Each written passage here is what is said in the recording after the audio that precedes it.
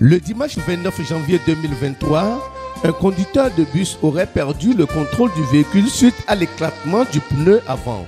Le bilan du drame, 20 personnes décédées, dont 19 calcinées. Lecture de quelques traditionalistes malgré les sacrifices du TOFA 2023. Après les sacrifices du TOFA, pourquoi tant de ces événements malheureux? Les cœurs chargés de douleur, ils expriment aux familles éplorées leurs afflictions.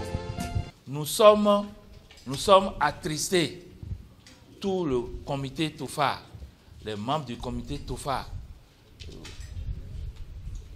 AFAB, sont attristés par la tragédie, parce que ça continue. Et selon le FAD, selon les légendes, c'est que cette fois-ci, si nous ne ferons pas œuvre utile, on risque de retrouver encore par-ci, par-là, ces incidents jusqu'au milieu de l'année. C'est très important, nous ne sommes qu'au mois de janvier. Mais écoutez, nous nous évertuons pour célébrer ces événements. Nous le faisons dans nos poches. Rares sont des personnes extérieures au comité qui agissent. Rares, je dis bien rares, depuis 15 ans. Donc il n'y a pas une structure étatique ou un comité de dons spécifique à ces opérations. Ce sont les bokonos, les consultants qui mettent la main à la poche pour effectuer tout ce qui concerne TOFA.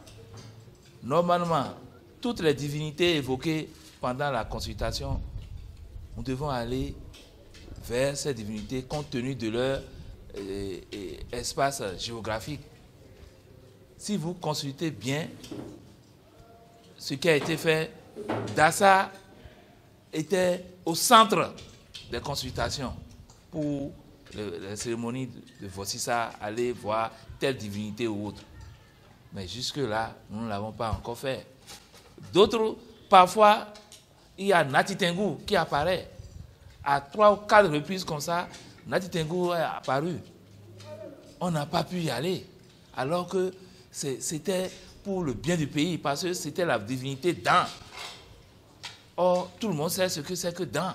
Je présente mes condoléances les plus attristées à toutes les familles éplorées.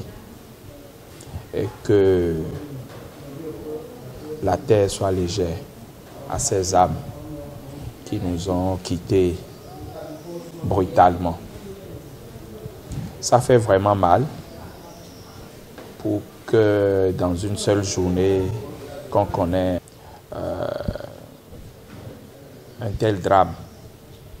Si vous cherchez bien, vous allez voir que dans les prédictions du FA, le goût, Dieu de fer qui a été désigné pour lui faire sacrifice, c'était le goût de Dassa et Sapata de Dassa aussi.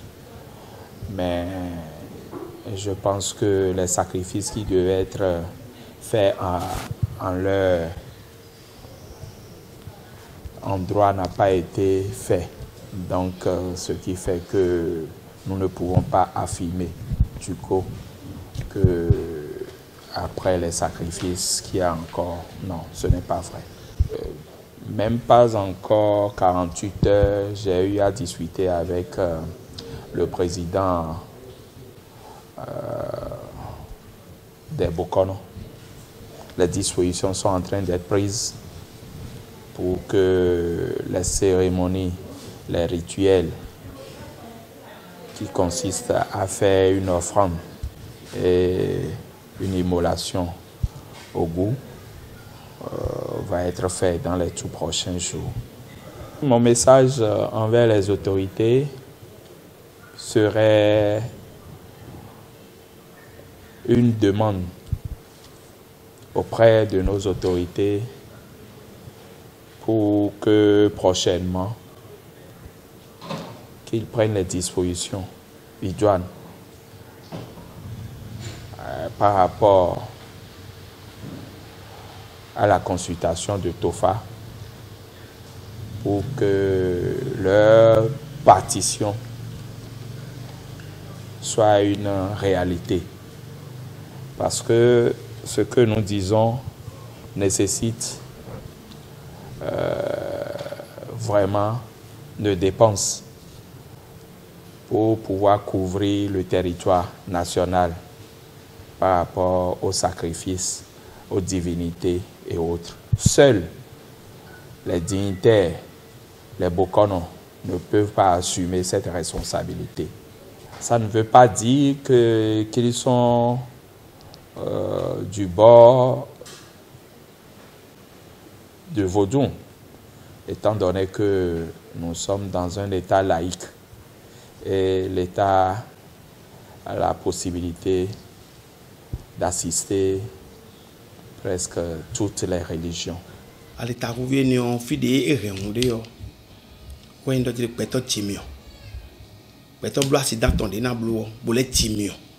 Donc, au coup, et blo au coucou, et blo accident au couton. Bola blo accident mion. Si accident, mais là blo. Bon, peto ou bois, peto nous kunde dit, beto hokwele, ouais demain. N'y a de sous y to faire des quand y to faire bombo, bon, finalement suivre. Et quand faire fort. Yeme yon wato, yeme yon kanto renele. Ye kan fa fo ele tite bo ipa we. Bon yo wa se po me do ko yo, ne po mi do fa kan mi e bo mi kale tite bo le ipa ro nous de fa renu. E ku si ku do eni rien do to di bodo e ai xame ouve nous to vile o. E wezo mo de na dog bombo. E na fifa pe de bo mele na ise yo. Et ouais, je me vois né bodo ah bon. Nous ne déca ton bodo sache mais on me donne timé. Nous boto mo minaton. Donc au fao et boa et quand il faut nous dewe bo et on doit communiquer ai hongbe o si hodido ai hongbe na do ho e si ken le bodo ho fa di we no gbom no do. Nous edo na jewe so enado nous edo na jewe egbe yo enodo nous eje so de wa yo eno levodo même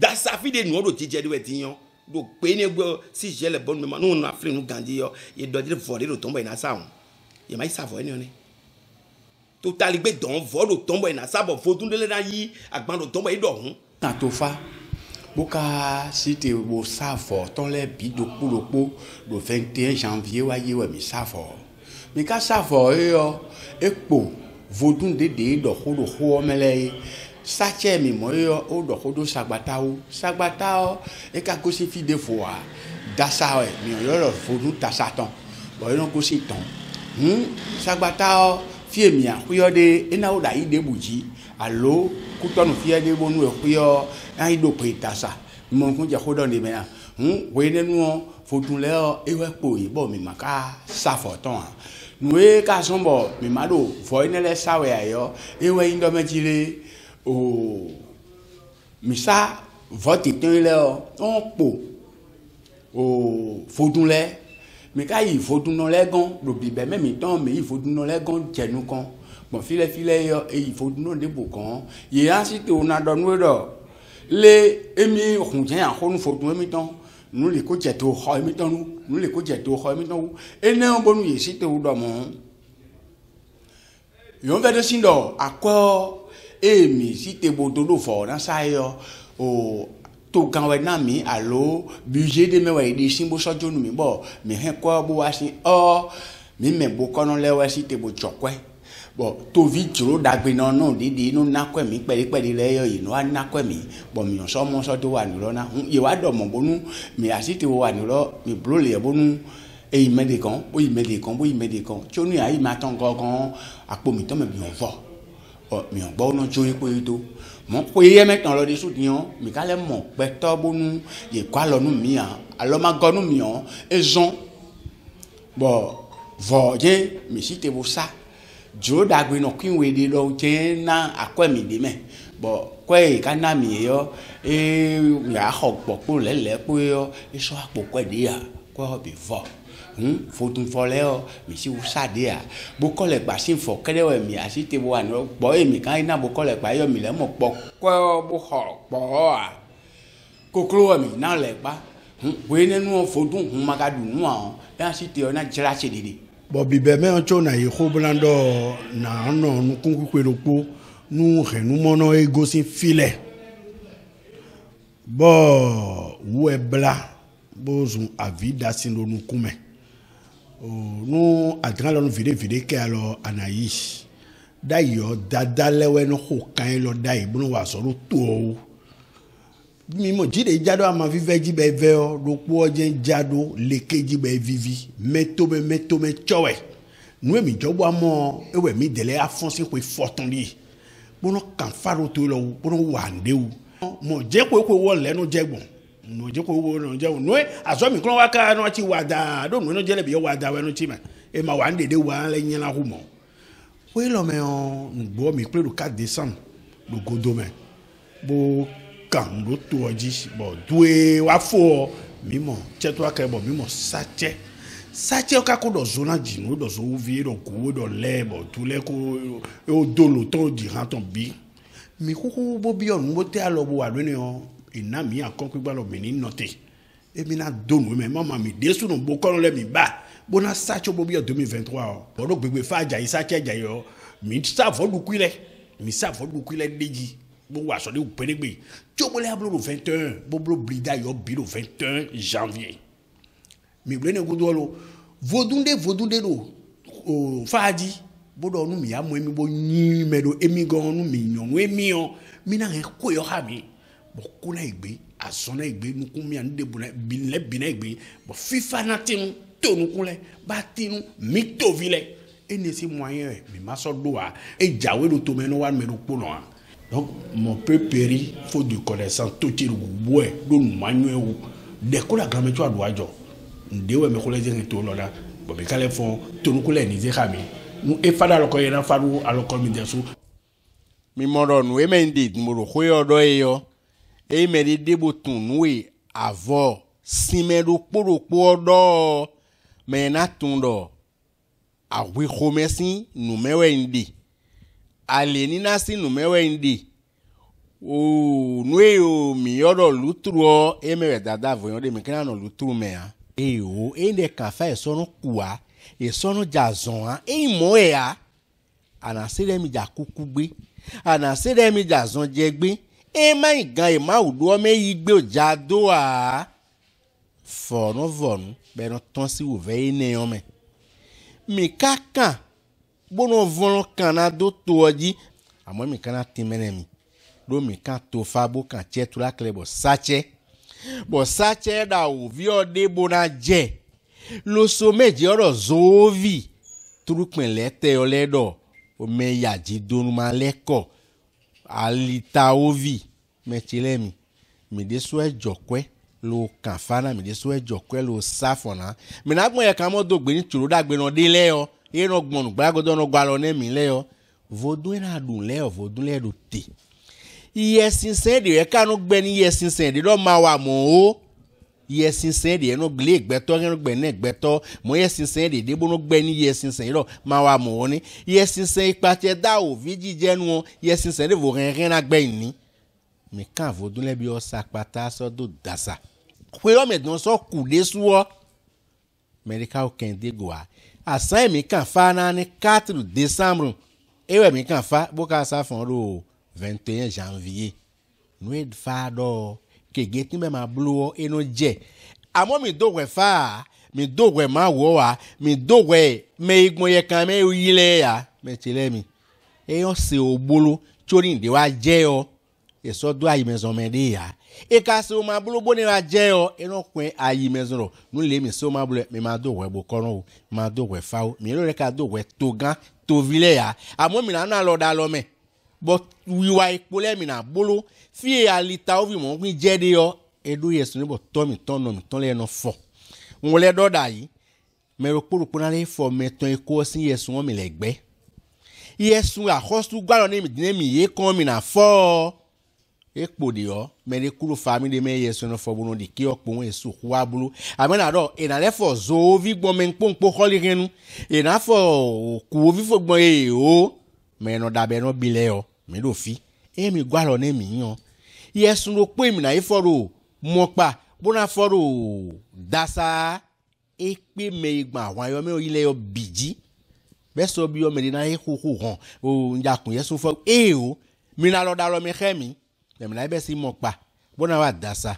e o khele ira blogbe bi da hon me no kan bi o ro sanjile mi o kan bi o me no le kan bi o ro pele nu le o mi le hwe ne kan lo 8 février din do mercredi na wa din o me kan me jeri nu on dele akhosu tantan we lo ko nle mi o yo lo bi na ipe lo dada gbagidi 15 o san same bon le mi na fo yesu na egbe mi na so to itonu mi koko hon kun mi run ne mi na se wen lo tan bo le se wen do comité to fa pan fa bu pan bona na lo da lo me bona fo yesu won mi na yanzon mi na ploto mi na khezo ovi bona realita ovi o ma win come do meselen come on fifa na kon to mi tome